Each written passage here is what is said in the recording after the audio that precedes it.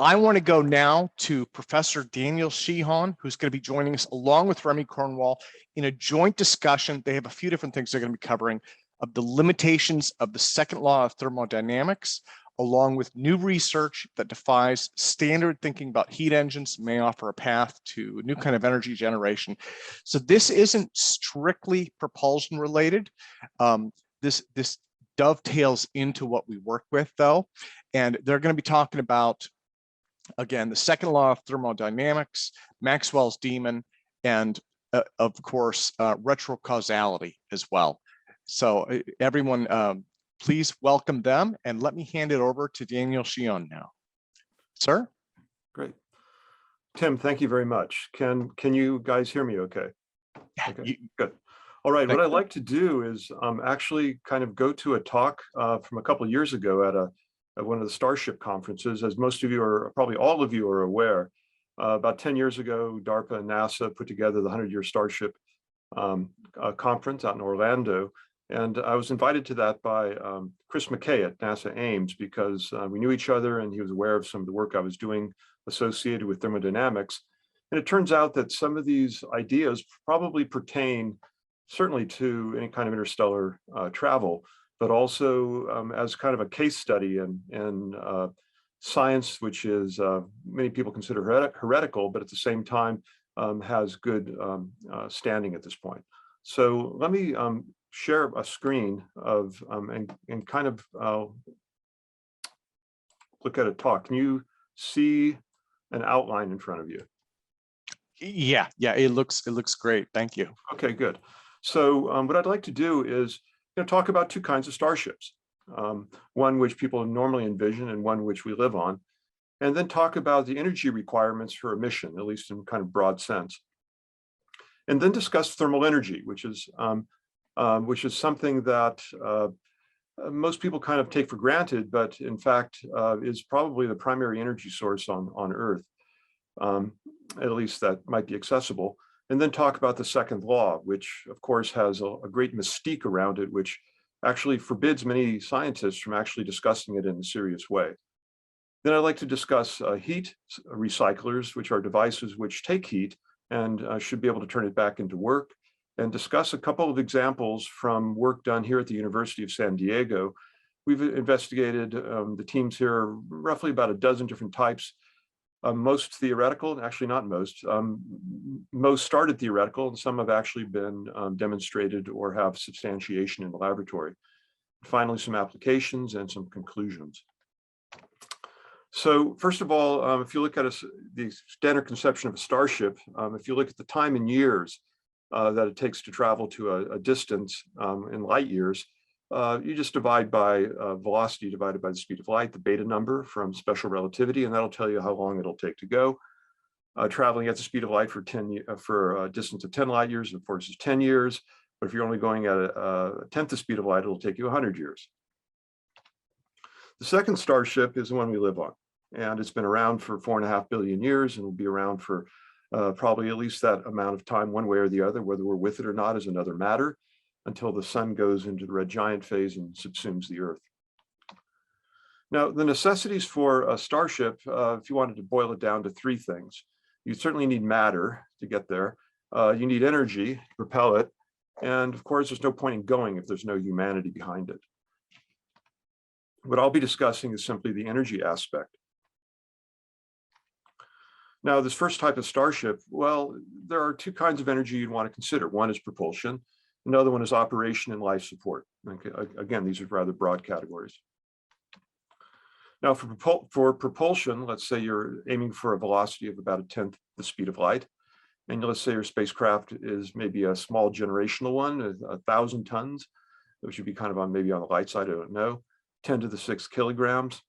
Kinetic energy at a tenth the speed of light, 5 10 to the 20th joules, which is roughly the energy used by civilization over a year's period. So to get up a small object to even a tenth the speed of light would be prohibitive, at least currently. And this assumes no inefficiencies in your propulsion. Now, life support, air, food, water, electricity, heating, cooling, recycling, what have you. You assume, let's say, 1 kilowatt per person for all of these on a steady basis. That would be 3 10 to the 10th joules per person per year. Roughly 1,000 kilograms of chemical fuel per person per year.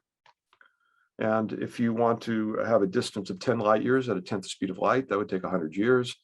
For a 100-person crew, that'd be 10 to the 5th kilograms per person in chemical fuel, 10 to the 7th kilograms for the crew.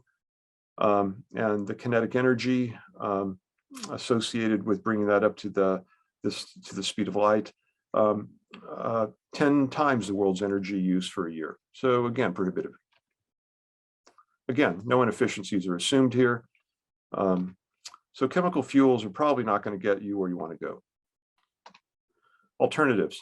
Well, if you look at some quantity E, change in energy over mc squared for fission, the efficiency there, so to speak, is 10 to the minus 3, 1/1000th of a mass of a large nucleus when it fissions turns into energy. For fusion, you might do better, maybe 1/100th, 1%. Matter, antimatter, well, you could claim that's 1, but if you actually want to produce the antimatter, that's not very efficient by modern means. Let's say if you're using gamma rays to illuminate a metal to create electron-positron pairs and then separate them, or if you want to use lasers on a metal to create electron-positron pairs, the efficiency is quite low, 10 to the minus 6. And of course, if you're using anything like fission, fusion, matter, antimatter kinds of reactors, you'd have a good deal of radiation to deal with, shielding, infrastructure, and so on. Now I'd like to shift gears and look at something which is really prosaic and something most people don't even consider, which is just thermal energy. If you look at an air molecule, the root mean squared velocity of an air molecule is about 500 meters a second, which is really about twice the velocity of a typical jet airplane. So in this room, or in the room you're sitting in right now, the air molecules, oxygen, nitrogen, argon, water, whatever else, are bouncing off of you at twice the speed of a jet plane. But since they're all bouncing pretty much evenly across both sides of your body in all directions, the pressure is uniform, there's no problem. But if you look at it in terms of pure energy, in terms of kinetic energy only, not rest mass energy, but just thermal energy, in 1 cubic meter of air, the kinetic energy is roughly 150 kilojoules, which is equivalent to the explosive yield of 35 grams of TNT. And that's not just for air, that's for everything. Anything with a temperature above absolute zero has thermal energy. And so the air in the room you're in, probably right now is a typical office room, probably has the energy associated with, something like a half a box of dynamite, something like that. A glass of water has the equivalent energy of about 50 grams of TNT when you look at all of its energy associated with thermal energy, latent heat of fusion, and so on. If you were to look at the Earth's atmosphere, ocean, and upper crust, the total thermal energy of that is roughly 10,000 times the entire energy associated with known fossil fuel reserves. It's virtually unlimited amounts of energy. And so thermal energy is clearly ubiquitous in any environment above absolute zero. It's plentiful, and it has a relatively high energy density. So is it ideal? Well, you may think so, but there's a sticking point which most people point to, which is known as the second law of thermodynamics.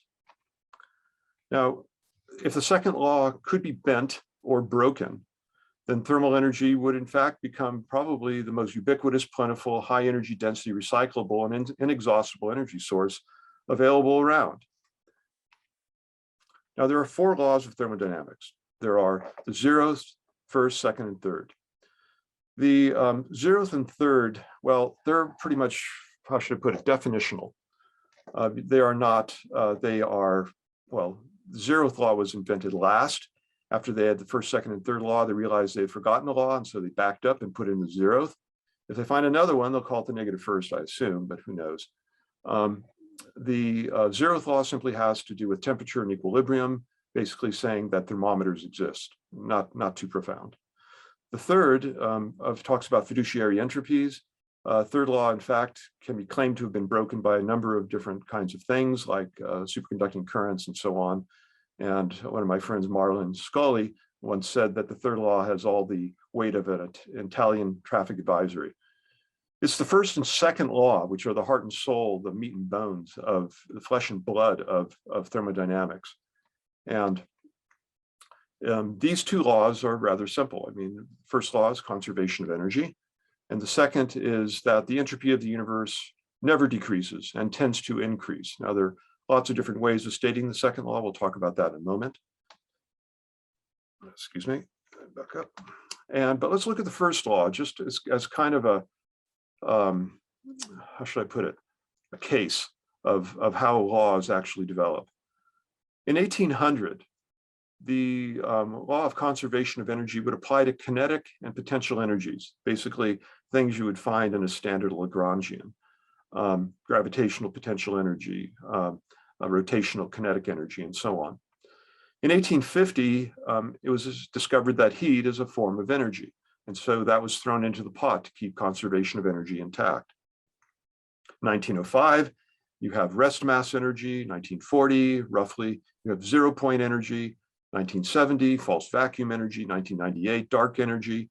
Every time you find a way, a new form of energy that might break this law, you simply throw it into the pot, and suddenly conservation of energy holds true again. The first law, in fact, is not really a law in the sense that it is not contingent. It is not something that you can find an exception to. You can always redefine energy such as to keep the first law true, which is rather remarkable for a law, one that cannot be violated because in a sense, it's simply an accounting system. If you ever find something that looks like it violates it, simply throw in that new kind of energy and everything's fine. The second law is different though. This is a law that tells you what you can't do. And this law is one that in principle is violable. And there are lots of ways of stating it. Heat flows from hot to cold, masses expand to fill the space available in general. The only way to deal with a can of worms is to find a bigger can. You have Murphy's laws and corollaries. If anything can go wrong, it will. Situations tend to progress from bad to worse.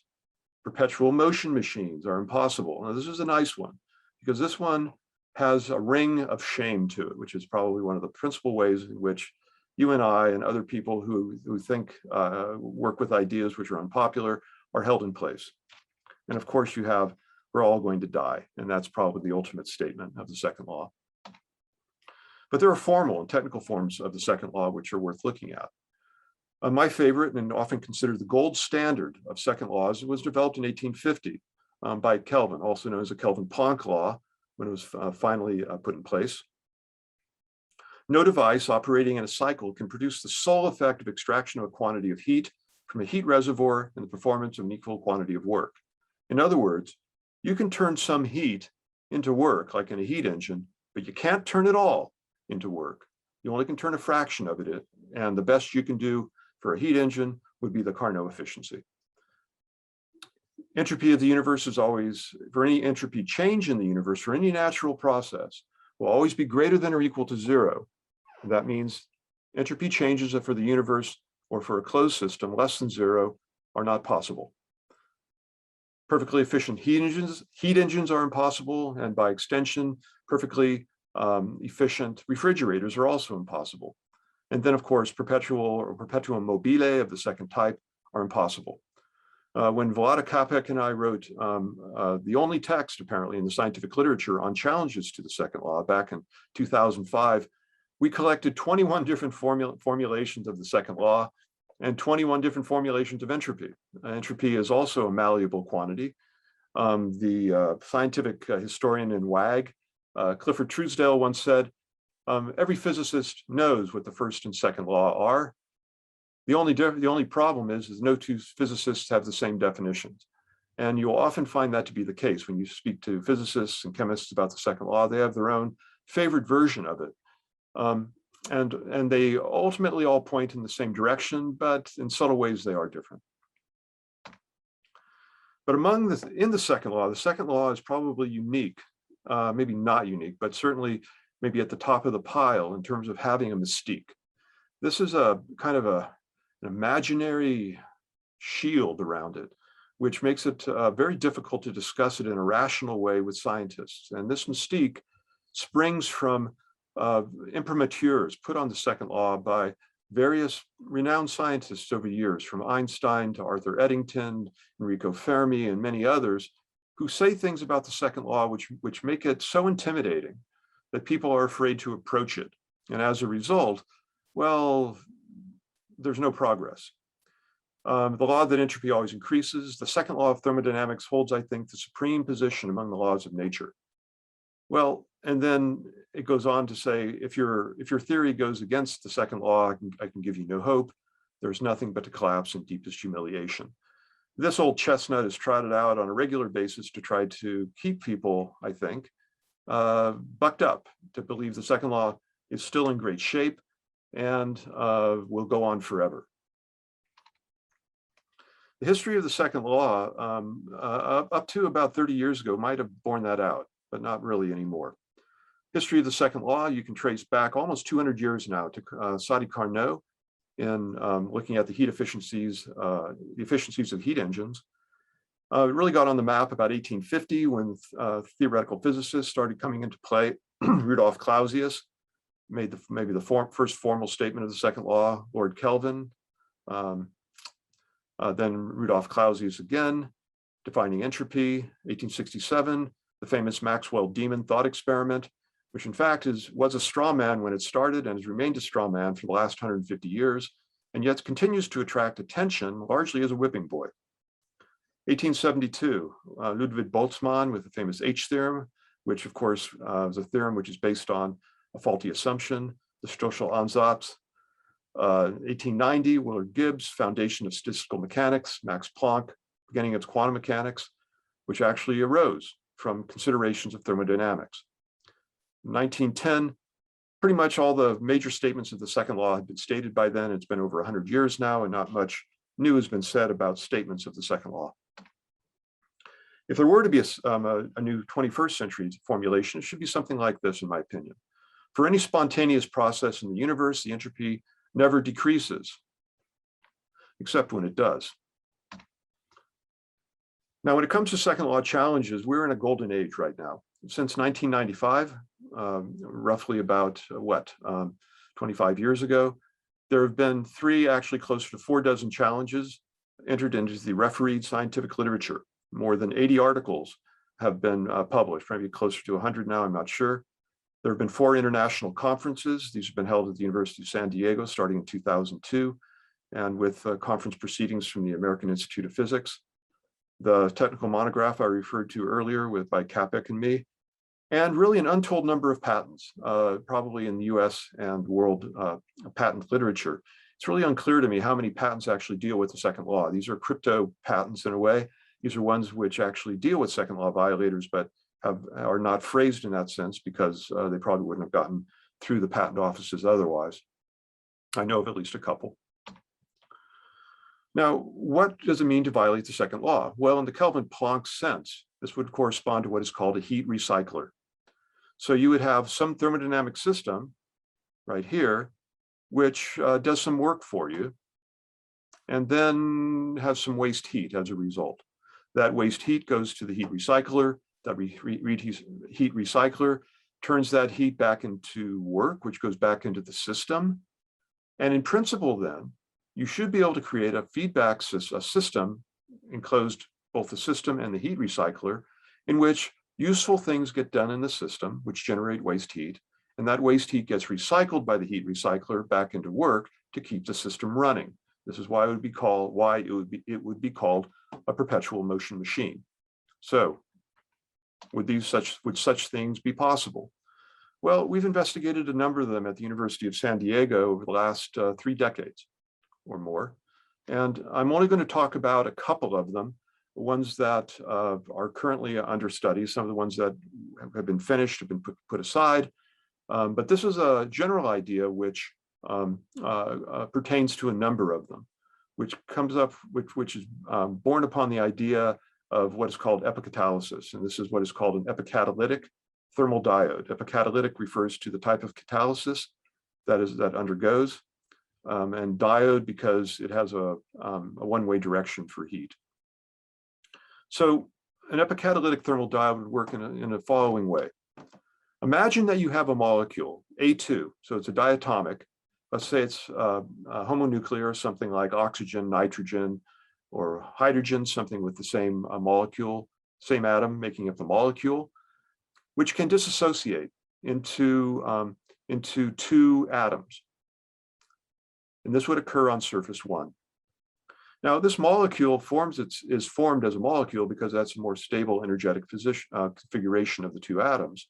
So if you break it into two atoms, you have to supply energy there, which means that this surface will give up thermal energy into this molecule to break it up. Those two atoms then come to surface number 2. This would be a different material, and that material, instead of disassociating molecules, tends to recombine atoms. So these two atoms would then recombine to form a molecule, A sub 2.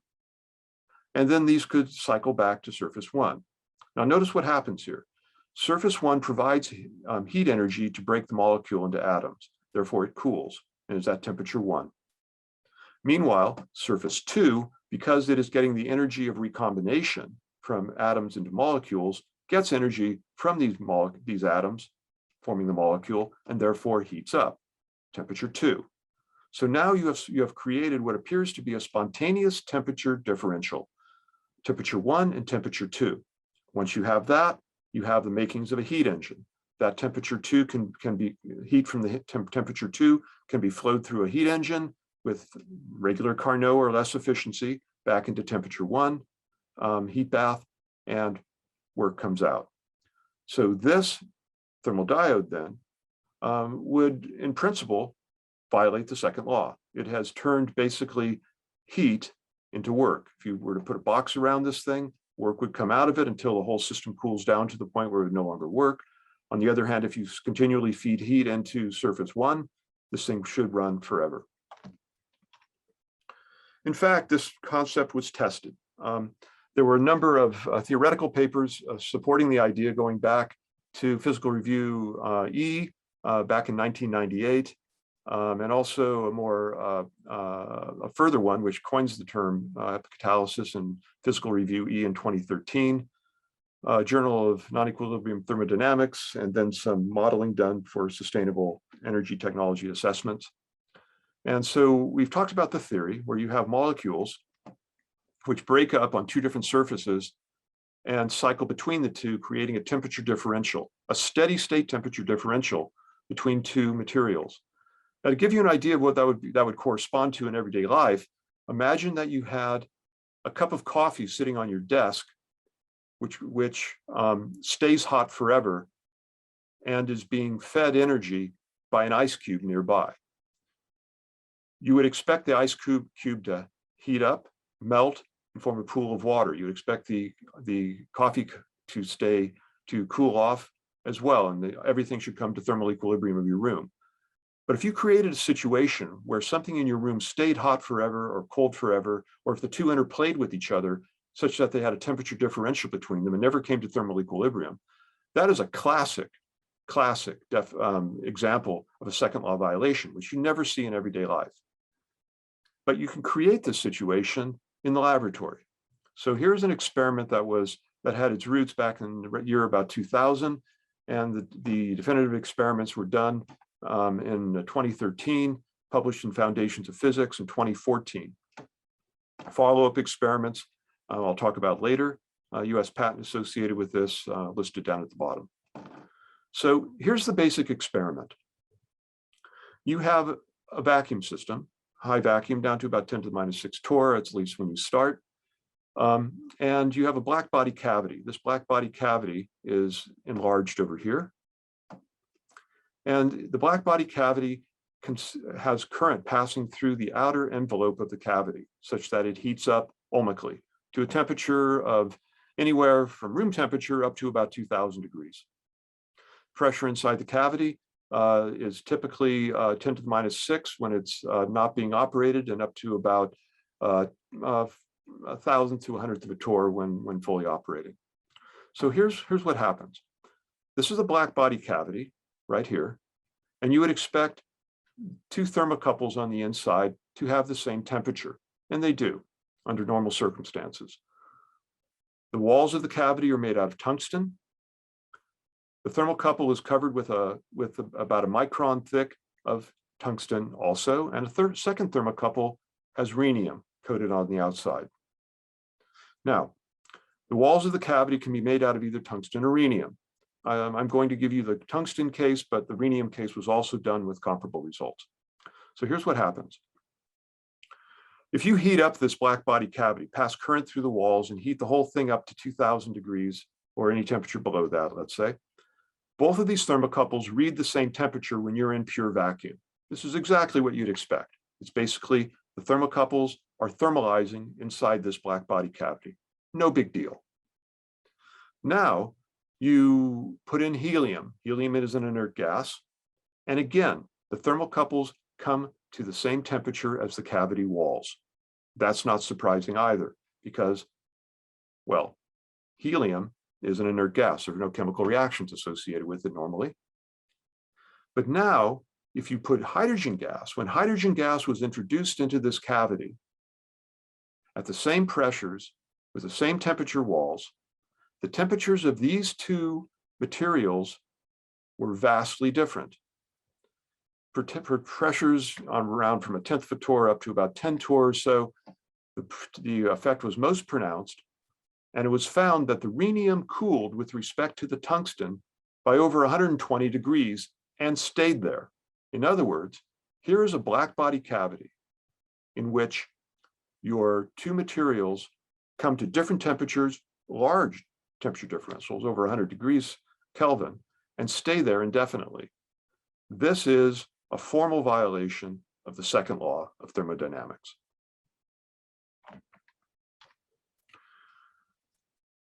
A second idea, another idea associated with breaking the second law, plays with the statistics of thermodynamics. Most of you are probably aware that of something called the Boltzmann exponential. That's e to the power minus energy divided by kT, which is the energy of a molecular or atomic state divided by the thermal energy.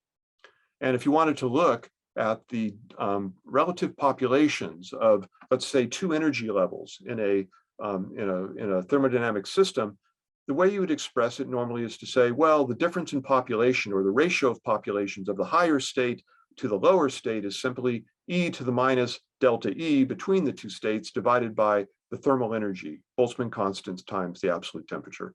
This is standard fare, basically the foundations of statistical mechanics. But there's another term associated with these two states, which are usually overlooked. And this is known as the degeneracy factor. It's not only what determines the relative populations of these two states, it's not simply the energy difference between them, but it's the number of states that are at each energy level. You may have 2 down here, you may have 5 up here, but it turns out that that affects the population statistics. That folds in as well.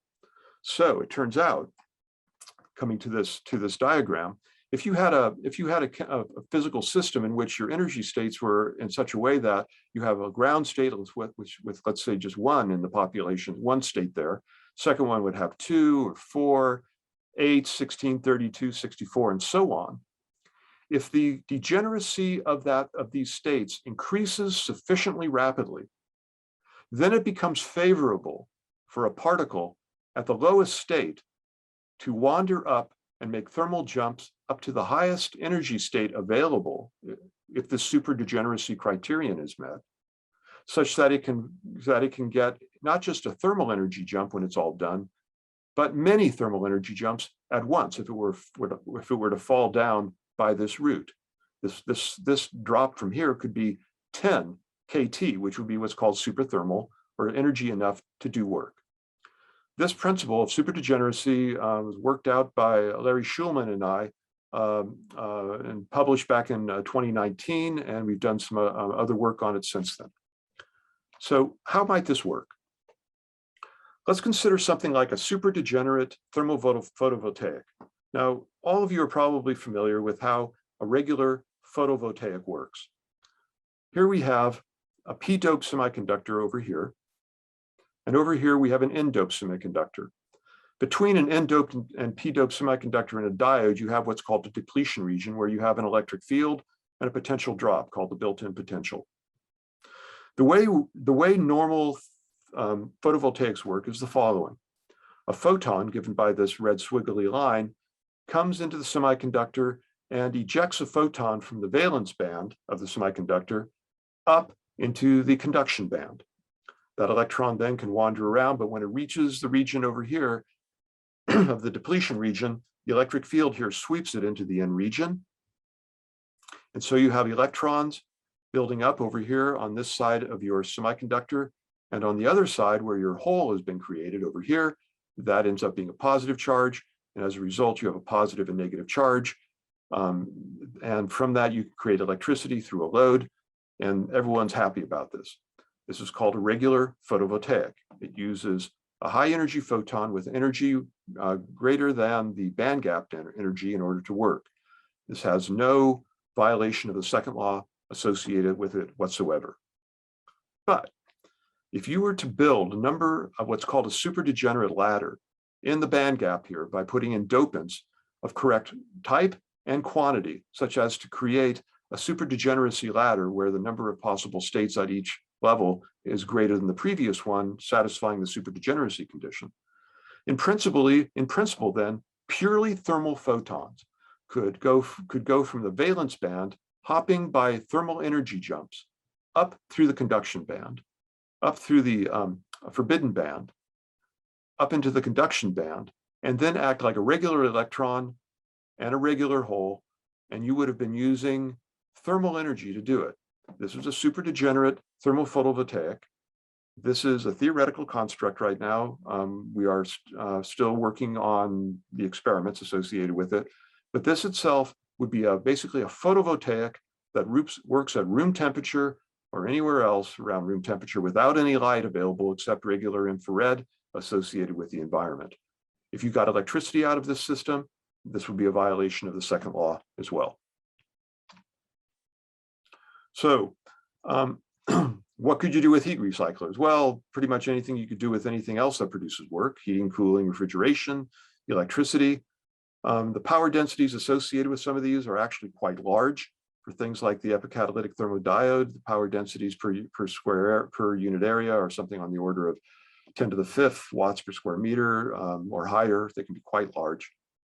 And if you were to have a closed environment like a starship, you could recycle your energy around, not simply making it reusable, but really recyclable.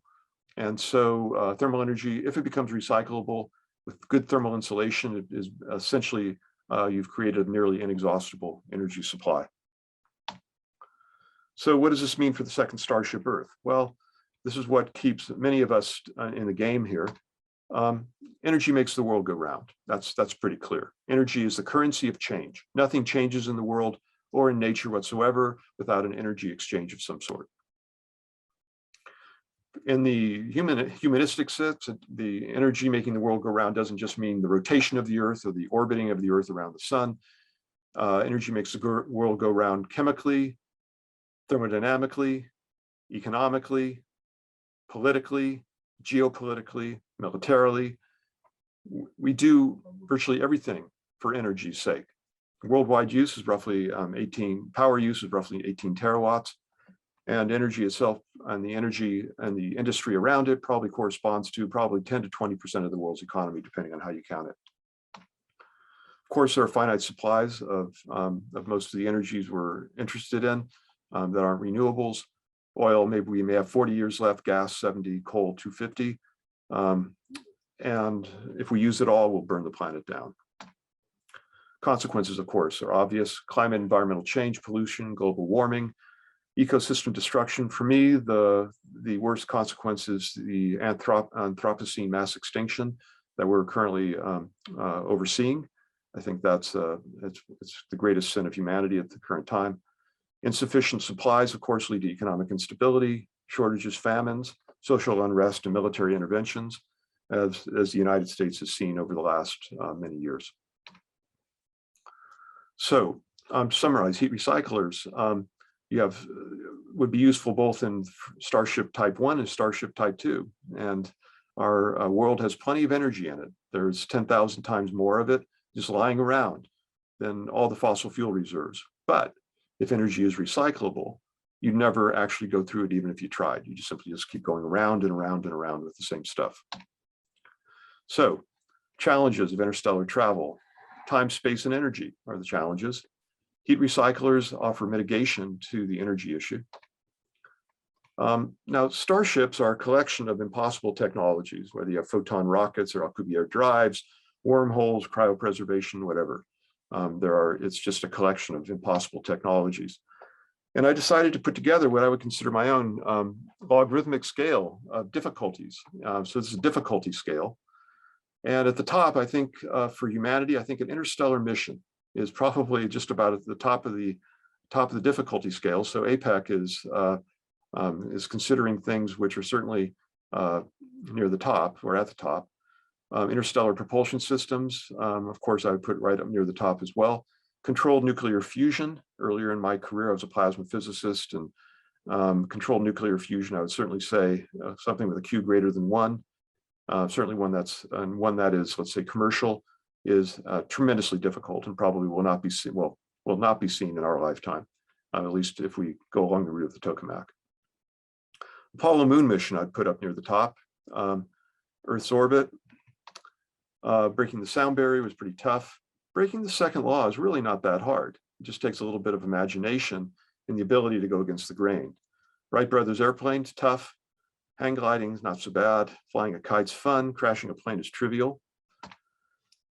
But on this difficulty scale, I put one above all the rest, and that's getting human beings to believe something that they don't want to believe. And I think that's something all of you and the audience probably have faced one time or another, and certainly I have as well. And this is something we all have to contend with. So, summary. There are second law devices now which are coming to the fore. The ones that I have discussed are merely probably a few of roughly a half a dozen, which now have a good deal of experimental support and still trying to come out of the noise in the scientific community. But the implications of it, I think, for starships and maybe for powering starships in the sense of making more efficient, let's say, positron production and so on, could be quite sizable. For the Earth itself, something must be done. The current trajectory of energy use on the Earth, even in light of things like renewables, is simply not sustainable, is not going to be successful. We have painted ourselves into a corner, and we need radical solutions. Those which have been put forward and are currently being supported by governments and industry are insufficient.